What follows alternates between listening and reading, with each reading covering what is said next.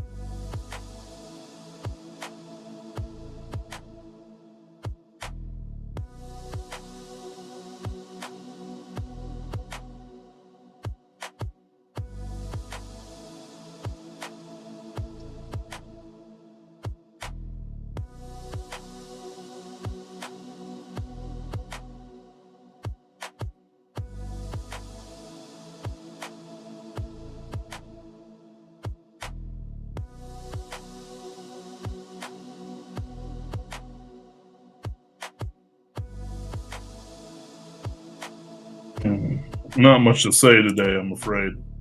I do want to thank you for joining. I'm going to write some more in a minute.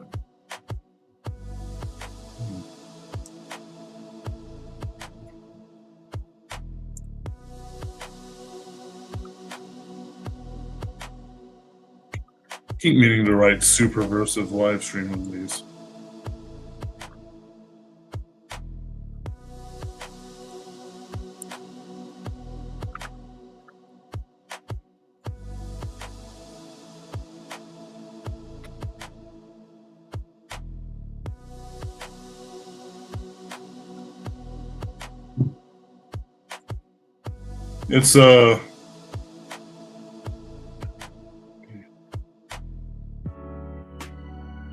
It's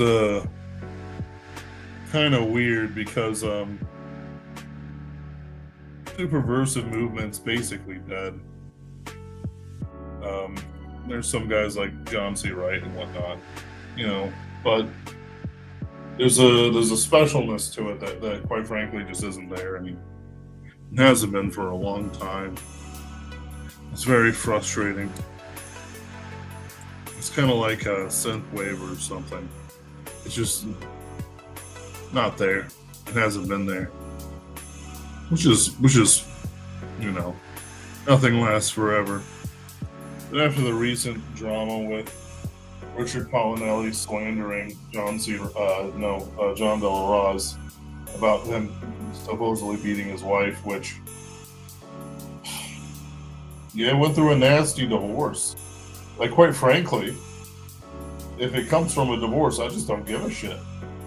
Like, you see it in these people, like how people interact with each other. And you didn't have it. So I've seen it. I work as a bouncer. I know who's gonna be capable of violence pretty much as soon as I look at them. And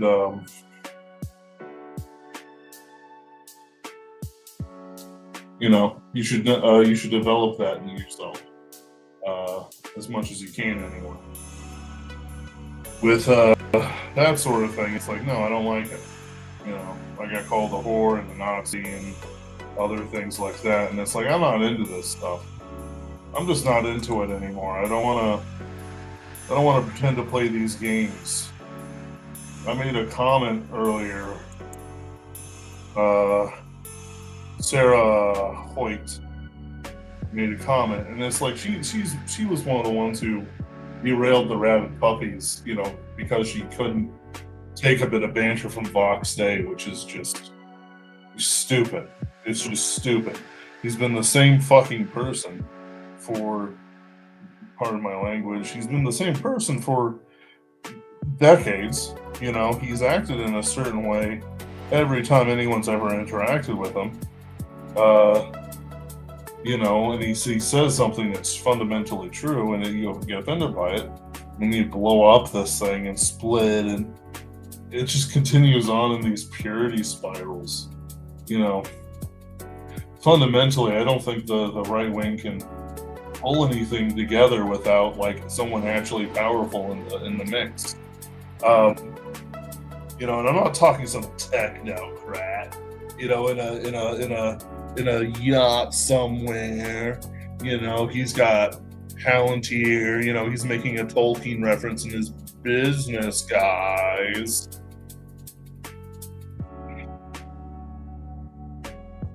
It doesn't work like that. You need a Crassus or something. Someone who actually has moneyed power and is pushed towards a certain way. Or at the very least, a Pompey. Is Trump our Pompey? Sort of thing. Pompey the Great.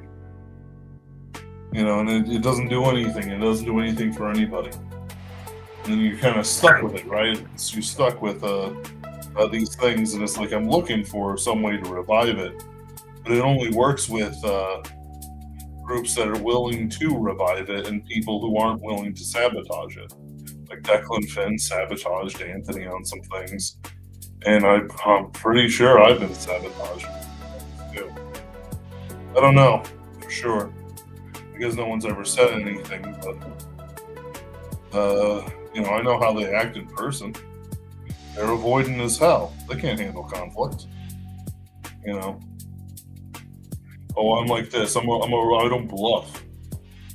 Fucking, pardon my language, poser. You're a poser.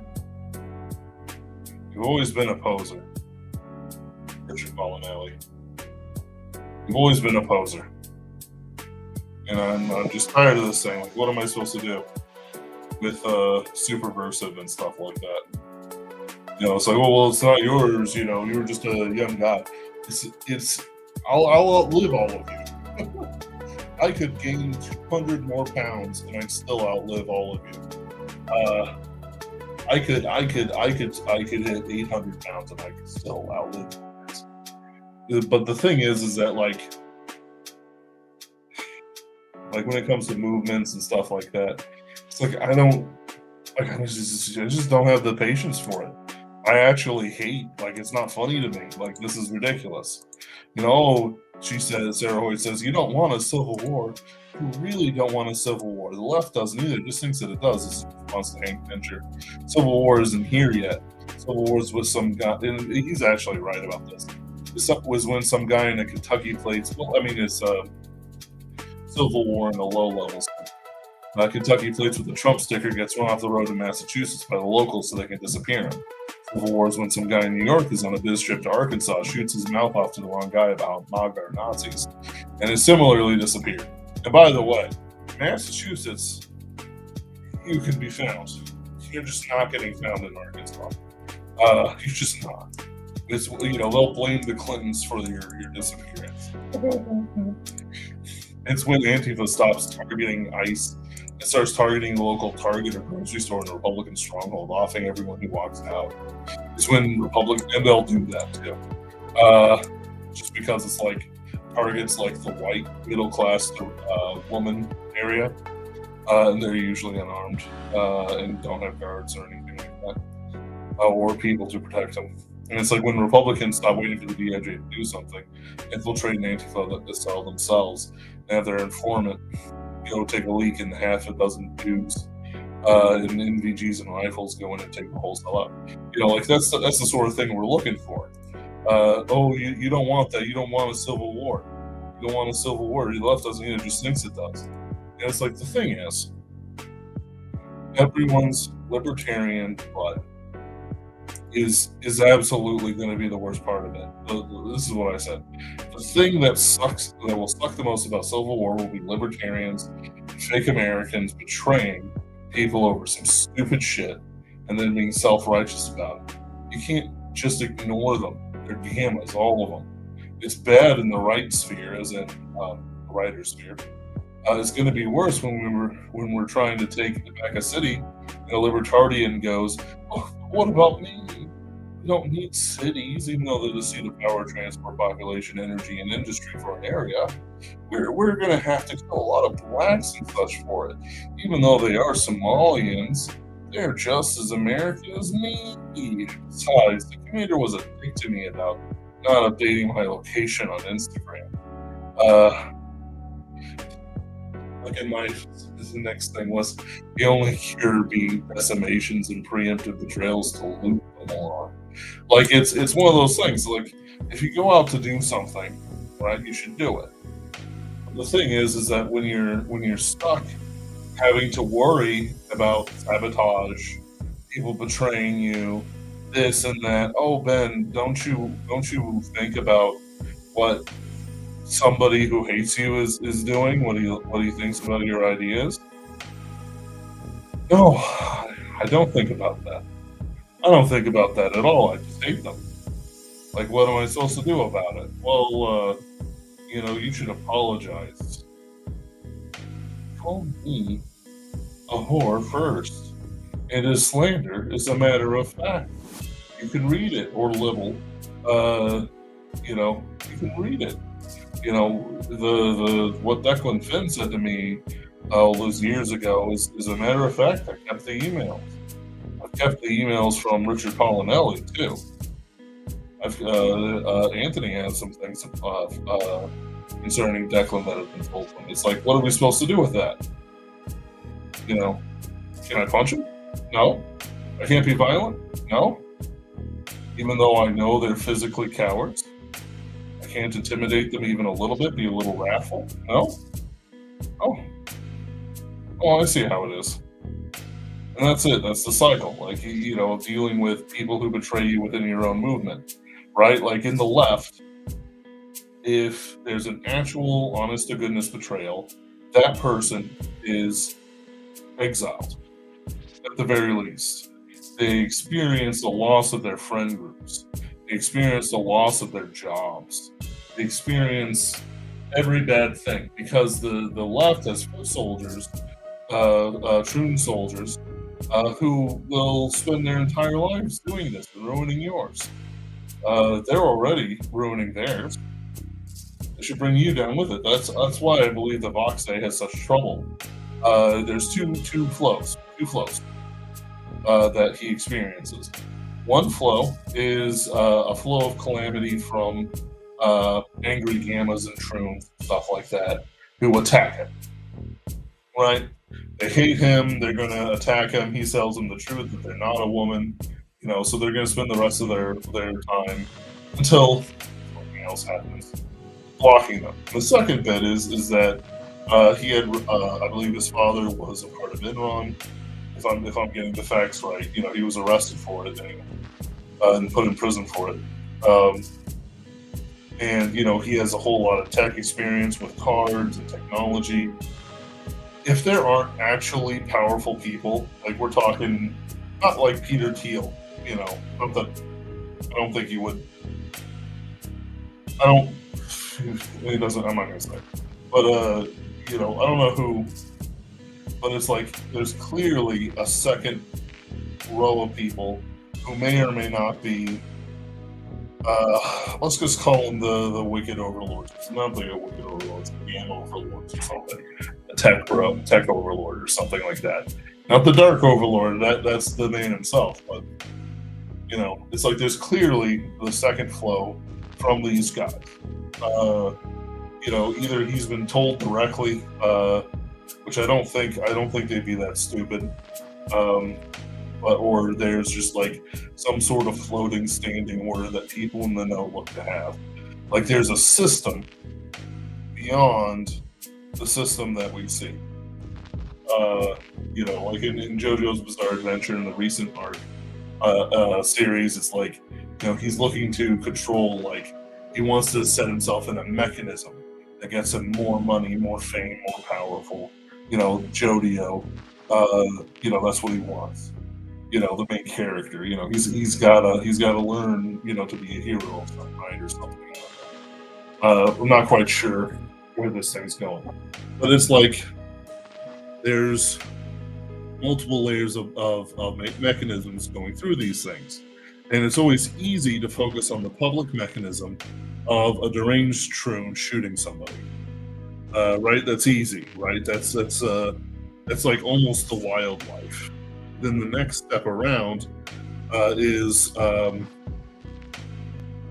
the way, I can never remember exactly whether Voxey's dad was just kind of involved or whether he was a key player. Well, it's not my story to tell. I'm just saying that there's a connection, a deep and wide connection among the elite circles, right? So, like, there's clearly a set of higher mechanisms that keep guys who would actually do something and be dangerous, like Fox Day, within a ghetto. Now, don't get me wrong, it's a great ghetto, fantastic ghetto. Arcade Comics is great work, but you know, the idea of mainstream success is denied him, and I don't mean like taking a ticket. So it's like there's a set of mechanisms, right? That is the elite mechanisms. Ignoring those, there's still those side mechanisms. The problem is the deranged person mechanisms are actually much more widespread than you think. Someone else's perspective, who was friendly with Richard Polinelli, I'm the deranged person because I showed up out of nowhere and told them to fuck off on John Bellarose. You know, that this is unacceptable, that they're wrong. I'm lying about whether or not he did this or that. You know, so it's like if you switch the perspectives, I'm coming in out of it, and I burned down the planetary anthology because you know I was too stubborn to not apologize. You know, even though I'm the one being called the Nazi and a whore and everything else like that. I'm not into it. You know, I've got that whore mouth, he says. No. You know, clearly I'm not going to do that. I'm clearly not going to dive into psychology of wannabes.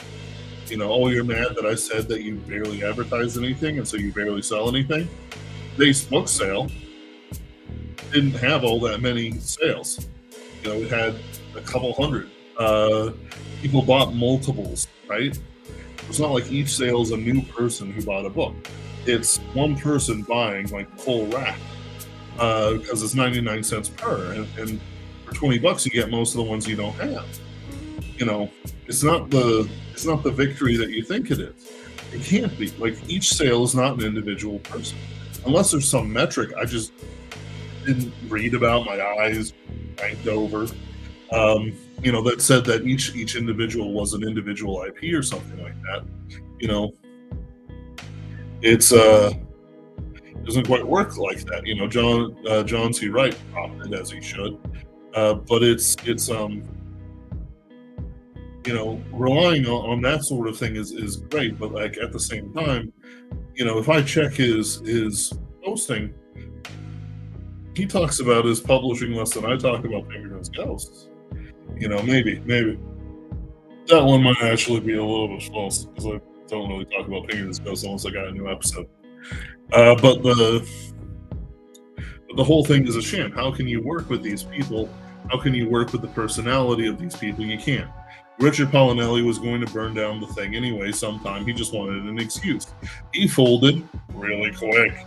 I made it painful for him by hemming and hawing, oh, I gotta check the contract.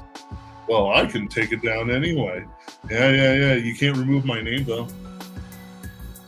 And if Soul Anthology pops back up, and it's my editing work, because I helped rewrite a lot of those stories.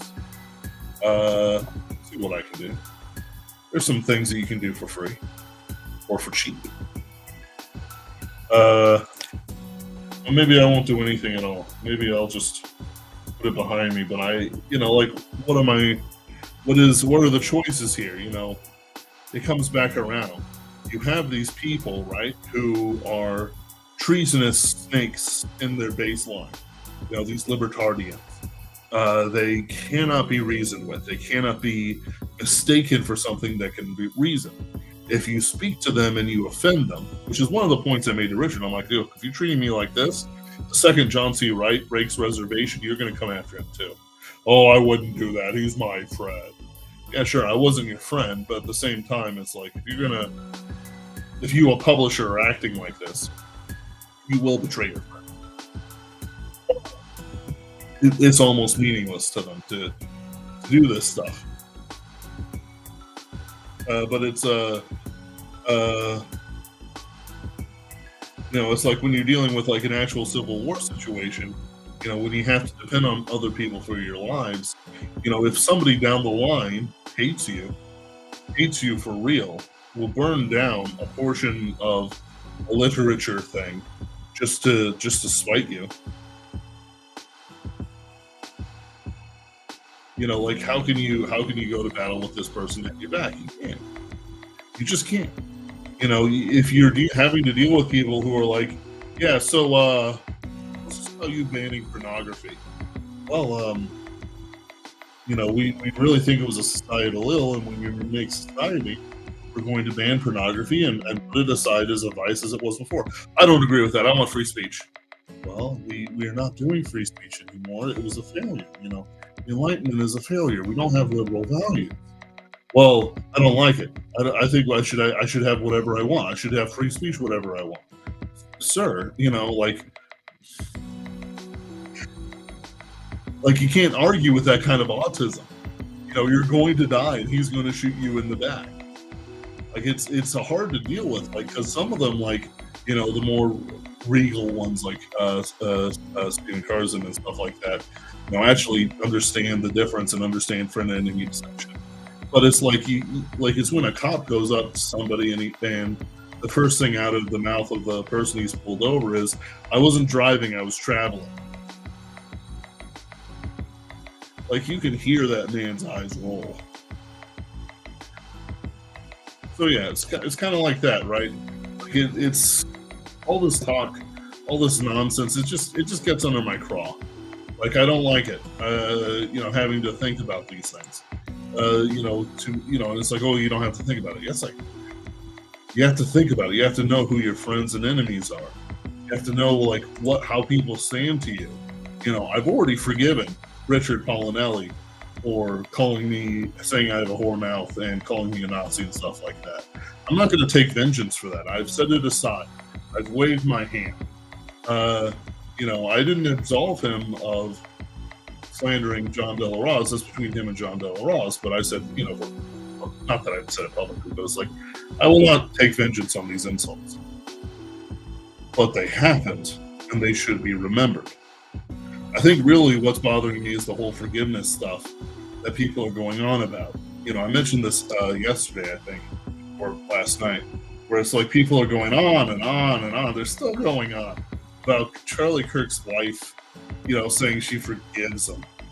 And it's like, you people wouldn't take a woman's advice on what restaurant to go to. And you're somehow eating this like it's the most horrible, momentum-killing thing that's ever happened on the right. What's killing the momentum on the right isn't whether or not a widow forgives her husband's killers. It's the fact that the Trump administration hasn't done anything substantial. Or at least in our opinion, hasn't done anything substantial. Who knows what goes on in the background, but it doesn't feel good. It doesn't look good. So it's like that, right? There's cascades for it. Things are good. I feel good about how strong J.D. Vance is doing on some things. I feel bad on, things that aren't happening. Just fire everyone. Just burn it down, please. The Constitution doesn't matter. It hasn't mattered since, like, Reagan, maybe. Not even Reagan. Eisenhower? No. I don't want to say the Civil War because that's just deconstructionist, but it's like there's been gaps of time. Like, yeah, the Constitution hasn't really mattered until since the Iraq War, say. And then there was a gap of time before that during Harry Truman and FDR's administration, and so on and so forth. And it's like,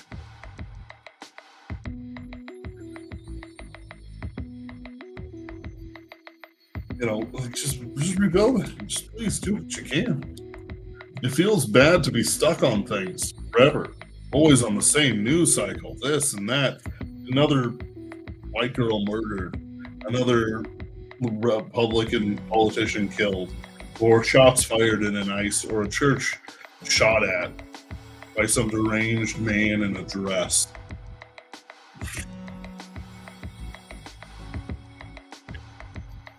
Maybe it goes as far as it wants. And that's probably what happens. It goes as far as it wants, and then it just kind of breaks apart. As things go on, like the momentum's lost. The momentum was lost in the superversive press movement by, ironically enough, the planetary anthology and the attacks on me, Anthony, and others by libertarians like Declan Finn and Richard Palinelli. Mostly Declan Finn at that point and Tom Simon, and then now Richard Palinelli and Declan Finn and Matthew Bowman. And it's like they'll be your friend if they feel good towards you, but goodness gracious me, it's so tiring. Oh, Ben, but you don't have to think about it. You don't have to interact with them. Right. But Declan proved that he'll go out of his way to hurt Anthony's reputation and career as a writer. Richard Palinelli will burn down something he rebuilt from the ground up. He burned down 11 anthologies. Stole one of them from John De La Rose, though quite frankly, John was kind of like that. So, you can't do anything with them. And if you can't do anything with them, they shouldn't be fighting for you. Or if they're fighting for you, you should arrange that they're riot. So just less of a sin because they're, actually going to kill you if you don't treat them properly. See what they're made of, decimate them so that they understand the stakes. 10 libertarians.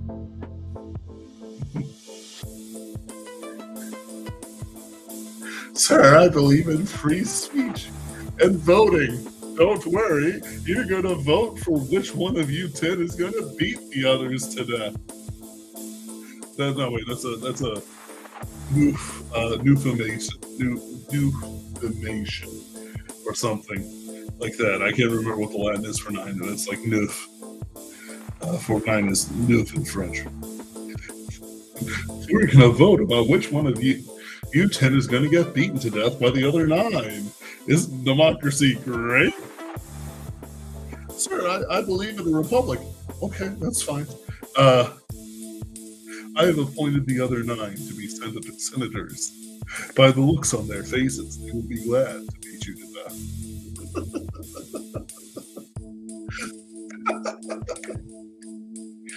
Sir, please. I'm an anarcho-syndicalist. Well, I don't care who beats who to death, but I'll stop you once one of you falls over dead. Just toss them. Oh. Sir, I'm an eco-warrior. Don't worry. One of you is beaten to death. We will inter his body to the ground in a way that fertilizes the forest and brings new life to Mother Earth.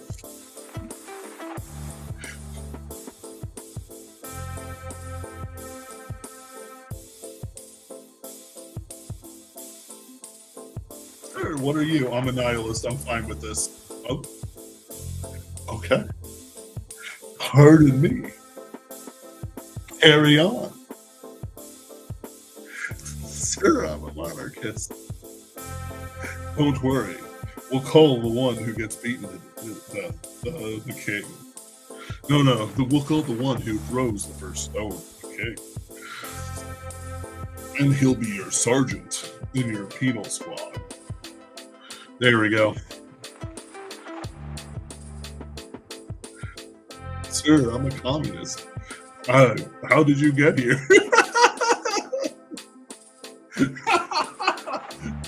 We are very anti-communist. How did you get this far? I just hate other communists. I'm more of a Leon Trotsky kind of guy. Oh. Well, instead of clubs, I'll give you ice cream. And judging by the looks of the other gentleman, I think you should be pretty careful.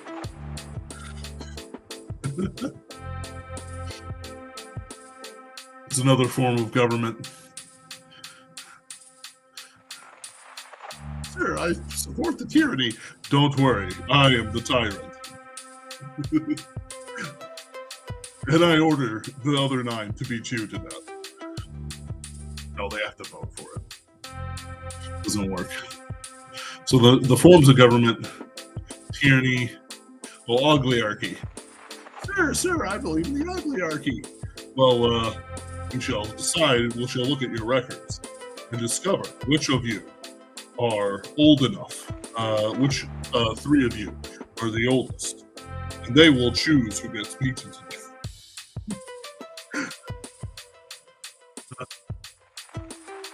Covered tyranny, monarchy, oligarchy, republic, democracy. I feel like there's one that I'm missing, because then it devolves back into tyranny again. Is it like, it's not oligarchy, autarky maybe? Doesn't feel right.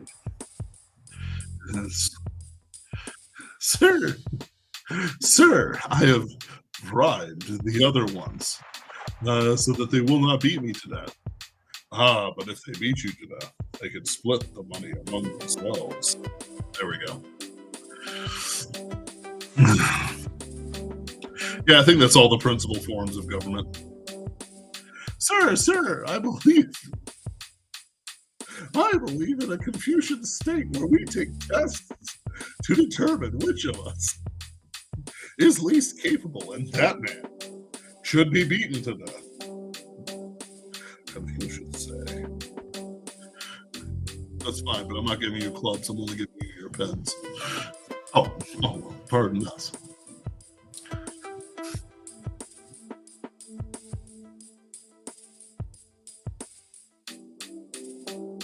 Sir, I believe in the theocracy. Well, God has put me in charge of you, I'm afraid, and I have asked you, in the name of God, to vote on you. Which one should die? There we go. I'm gonna stop it. This is becoming too long a running joke. But it's very much like this sort of thing, right? Like the thing that you have to deal with, like when you're dealing with other groups of people. Like some groups, like if you take Catholics and Protestants and say, there is a Muslim invasion, they can work together reasonably. Really they should be 2 separate armies moving against one, and then you guys work it out afterwards. There's enough, but really it should be a unified movement whenever possible. But if there's enough language for 2 sides to communicate, they can form an alliance. Whether or not, but what determines whether or not it's a healthy alliance is their shared values, right? So, like, people sometimes bring up like some Protestant country making a treaty with the Ottoman Empire. That treaty never mattered for shit. No one did anything about it. And by the way, France made several treaties every century with various Muslim powers. Treaties of alliance and friendship and trade and blah, blah, blah, blah, blah, blah, normal stuff. And they're the most Catholic nation in the Catholic land. You're telling me that, they were taken over by a Protestant humor? Don't you know the 4 humors of the religiously minded European? Catholic, Protestant, heretic, and atheist? Yes, they must be in balance. Otherwise, you get trouble in life. She might get weird ideas. Don't want too much heresy, then you end up with a man instead of a wife. You must be very careful. Keep that heresy down. Atheists don't get anyone. When you're atheist, humor is too great, your wife leaves you. If you had one. But here, a plush of a mighty will be for you. Will take care of you until you're atheist. Who even cares about atheists these days? Point is that it's like doesn't mean anything, right? Like these things like were spat on and broken the first time it was convenient for either party. Like there's a lot of real politics that people look at, and then they treat it so seriously. The only real politic is who you can trust. Who you can trust. And if you can't trust anyone, then you're stuck. Like you're stuck and you shouldn't do anything because it'll just kill you. If you're stuck and the only foot soldiers you have are libertarians, you have to do something to get them loyal to you, or you should just give up. Because the second they don't want to do anything, they don't want to do it. They're just not going to do it. They'll blame you for it. Okay, we have to capture that hill, otherwise the troops attacking St. Louis will be unsupportable and mortar fire will rain down on them. That's a pretty big machine gun nest. Well, we could. I don't want to charge the machine gun. I'm not asking you to charge the machine. You asked me to charge the machine gun nest. I'm about to ask you to charge the machine gun nest. No. It doesn't matter what the actual reality is, right? They're just going to say no.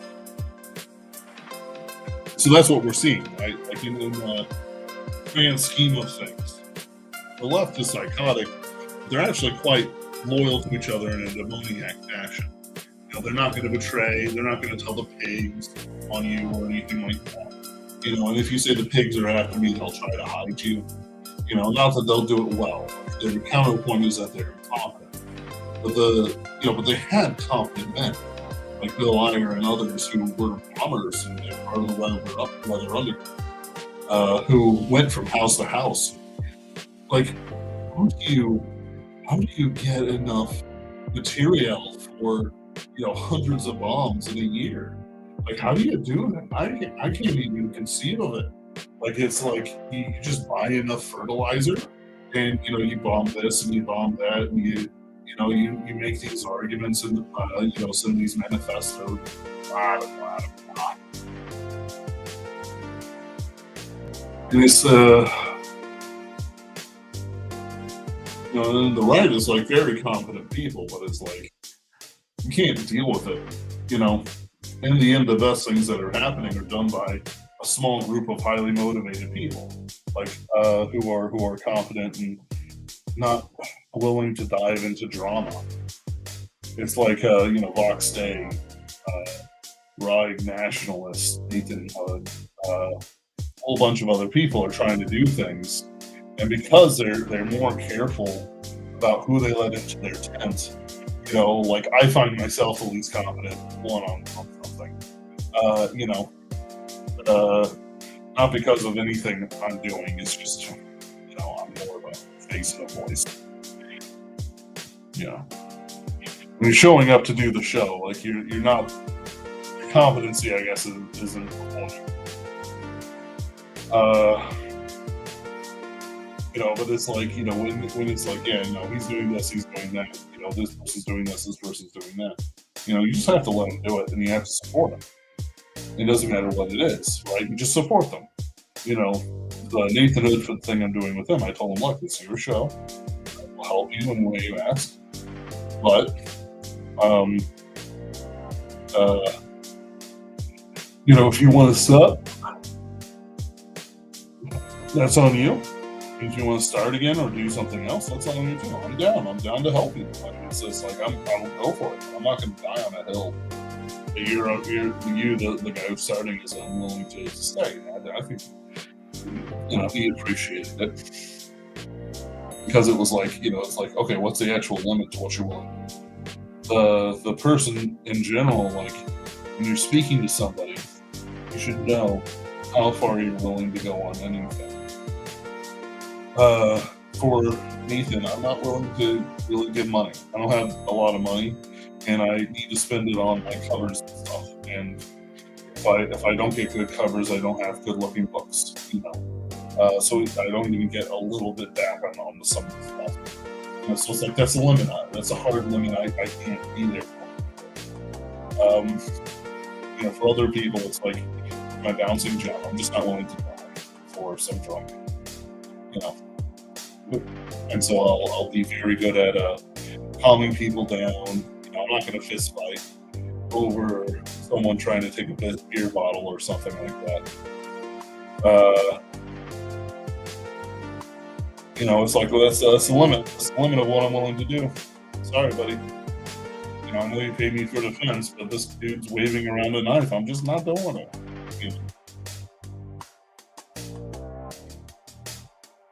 With like family and stuff like that. And with God, it's different.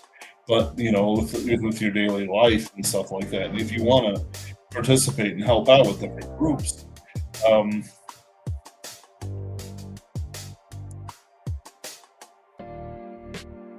if you want to do different stuff and help out with different groups, there's you have to know what your limit is and what you're willing to do, and it's better to say, hey, project manager, actually, I'm down to do this. I'm down to be on the phones. But the stuff you're having me do, with the emails, I'm not really a writer, that's somebody else. But give me more phone tasks. I'm willing to do more phone tasks. Yeah, sure, fine, whatever. Like people are just glad you're here to help. Hey, I'm good. I want to write more emails. I really think I'm good at it. Let me write more emails. Okay, yeah, sure. Somebody has to write the emails, but quite frankly, most emails can be a form letter. The amount of AI written emails for business proposals emails get these days is ridiculous. Like, I'm sitting there at the place I sell grills at, and like this dude's like, "Hey, you know who that is? I don't know, boss. Who is that?" That's my neighbor. He doesn't even talk to me. And I look and see, and it's an email about, hey, do you want to pay me to have AI do things for you? And the thing is, the email was so obvious.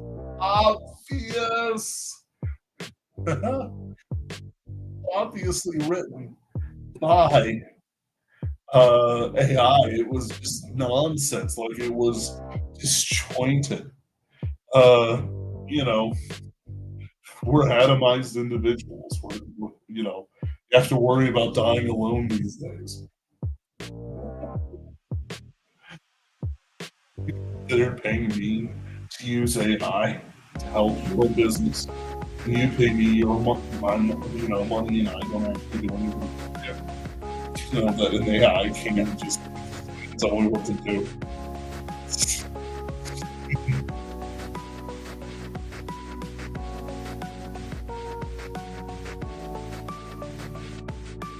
My job is I can get like 2,000 words done in a day. Still sell several thousand words. There's a guy I'm working on. I'd be buying $8,000 worth of grills from there. For a restaurant. I'm offering him some sweetheart deals to bring him in. But as far as I'm concerned, I get from a salesman perspective, I've been as sweetheart as I want to be now. Oh well. It's like one of those things. I'm eager. I'm gonna let it ride. I've offered him some wood, and what I'm gonna do is rather than let him take it on the day, I'm gonna say, all right, buddy, when you pay this off and when we deliver the goods, we will also deliver this free stuff I'm giving you.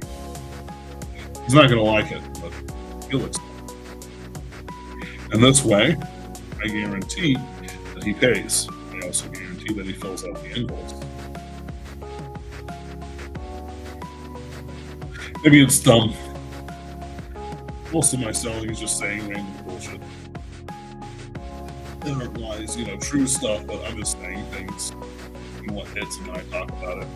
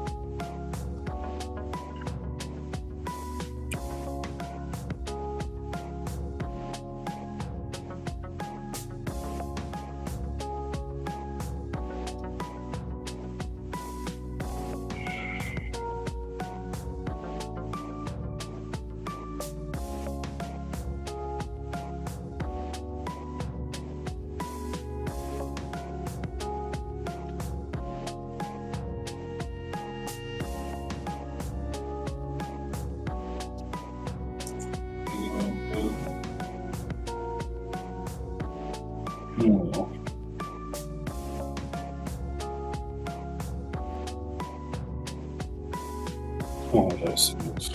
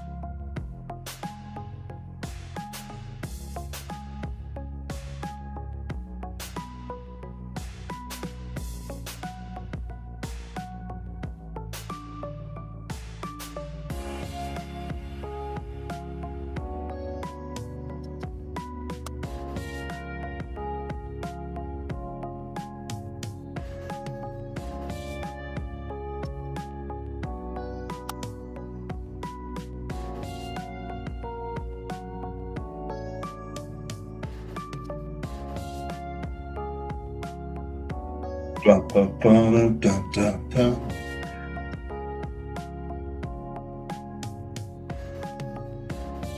Do, do, do, do, do.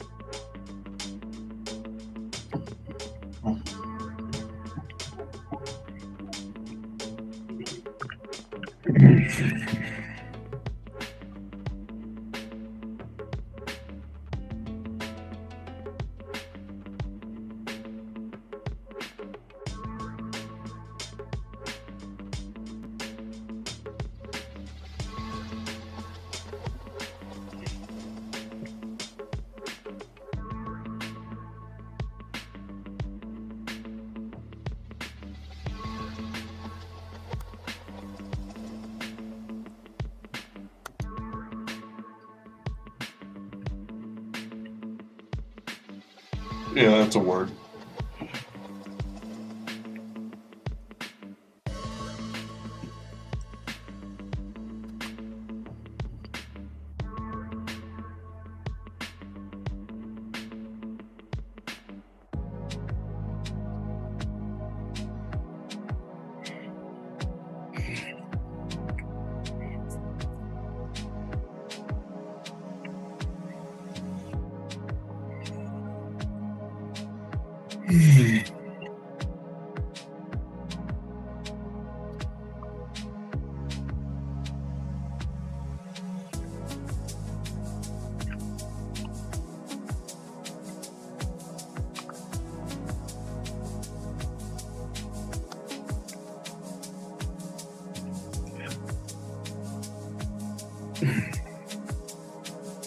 A lot of the real struggle about getting these things moving on is that there's always people moved by their speeches and whatnot.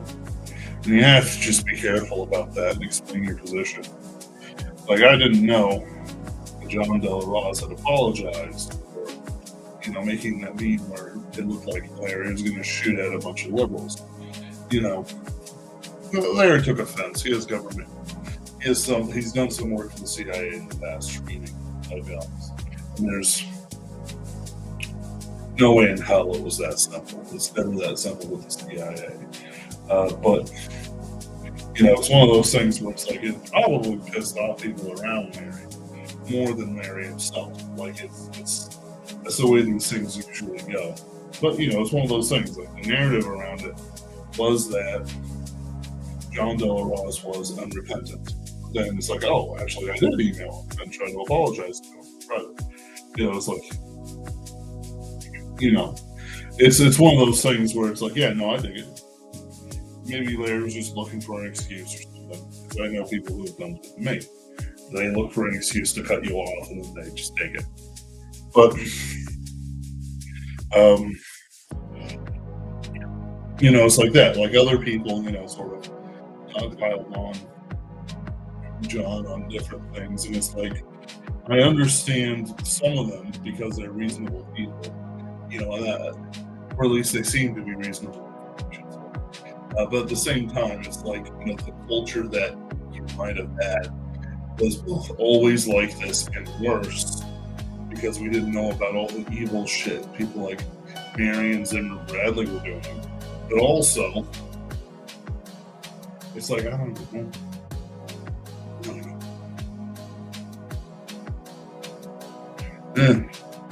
It doesn't mean anything anymore. Like the Charlie Kirk moment. The Charlie Kirk moment's done. What really needs to happen, the next thing that's going to matter will not be a murder, will not be anything like that, unless it's like Trump himself, right? Oh, God forbid, advanced, they say. But it's like, like, who's higher profile than Charlie Kirk? Ben Shapiro was ridiculous. There wasn't anyone who had, like whatever Charlie Kirk was, ticket taker. He was very inoffensive, really, which is something, which is definitely something. Right? He was fairly inoffensive, so that's why everyone got real mad about it. Besides the obvious standard of what it is, but it's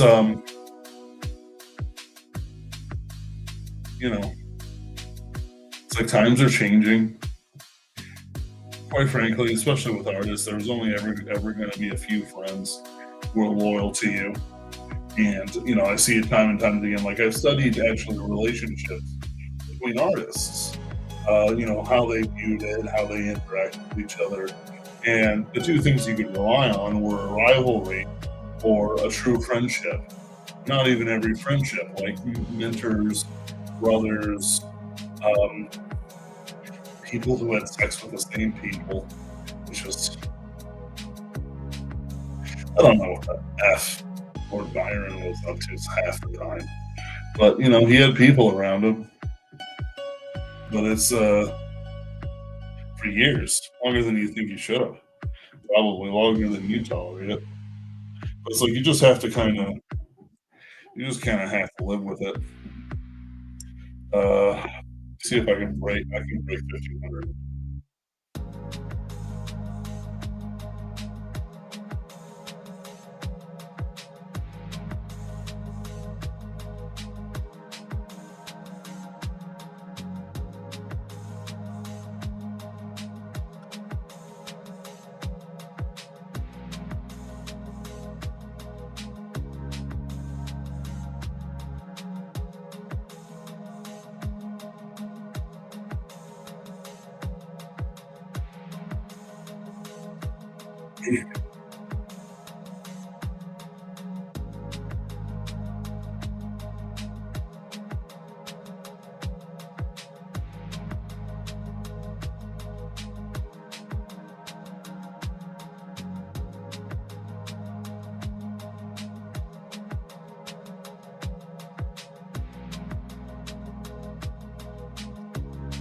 So I've set up a rule that Viet Vo gets to um,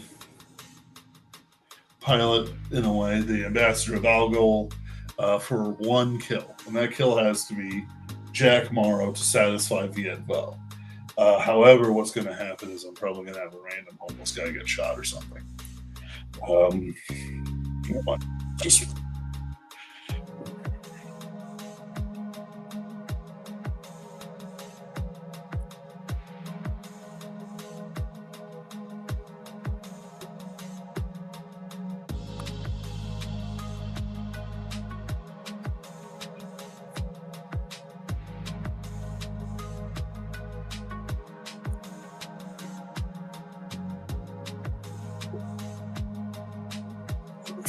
I think it's all fiery.